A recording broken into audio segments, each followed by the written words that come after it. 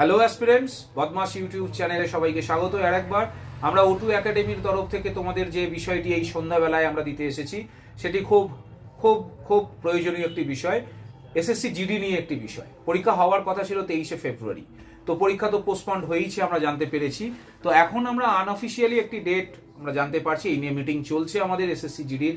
তো আবারও তোমরা কিন্তু মোটামুটিভাবে 8টা থেকে 9টা দিন, 12 থেকে 13 দিন তো এক্সট্রা পাচ্ছই। মানে কথা আমরা আনঅফিসিয়ালি জানছি, যেটা আনঅফিসিয়ালি 9ই মার্চ এক্সামের প্রবাবল ডেট।